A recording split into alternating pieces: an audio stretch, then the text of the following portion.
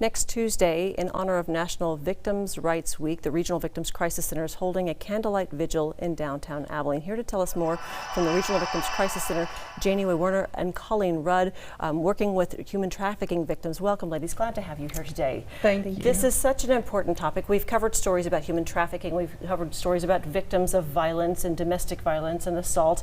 And both of you are right there in the thick of things, seeing things firsthand. So unfortunately, our little town is not immune to these situations and these scenarios. No, not at all. And we're privileged to work with many advocates and services in Abilene and in Taylor County and beyond that help take care of all victims of crime, human trafficking, domestic abuse, you name it, child abuse, child sexual abuse, survivors of homicide.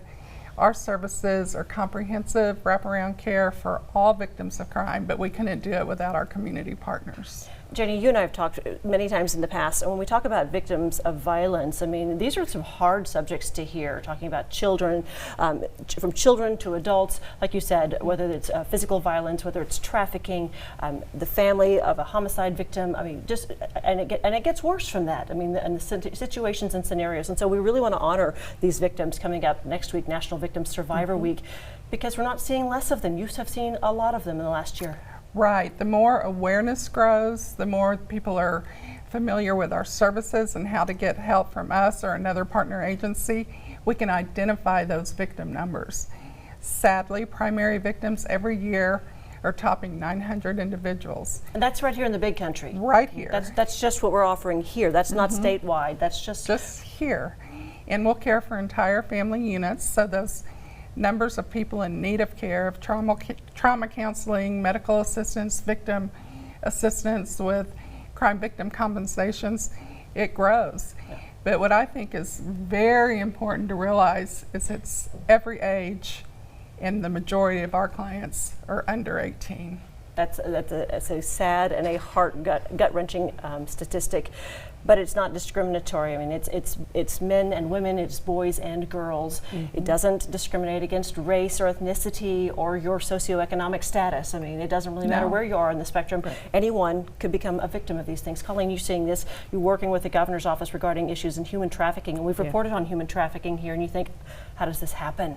Right, and people don't realize that it happens a lot right in our children's own homes. So it doesn't look like the movie Taken necessarily. Right. It's not suddenly a person goes missing. Maybe it's a wrong place, wrong time, a bad decision, or maybe it's even a parent or someone you know that's close to you that puts that individual into that trafficking scenario, which I can't imagine, and most of us don't want to, but we need to. We need to be aware of these things, and we need to make a conscious effort to help these individuals and look for them. Right. Awareness is the key to stopping the problem, and a way people can get involved is to attend that candlelight vigil next Tuesday at 7:45 at Everman Park. We need our community to rally around these folks.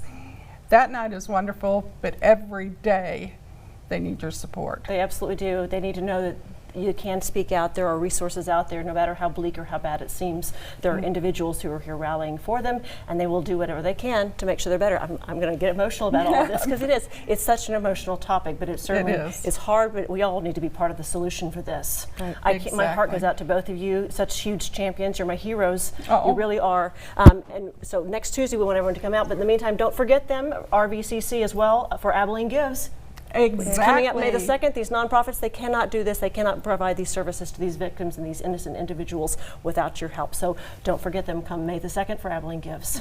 Thank you. And we never charge a penny for any of our services, and it's highly, highly trained professional counseling. You are wonderful. You and Colleen, thank you so much for all that you do.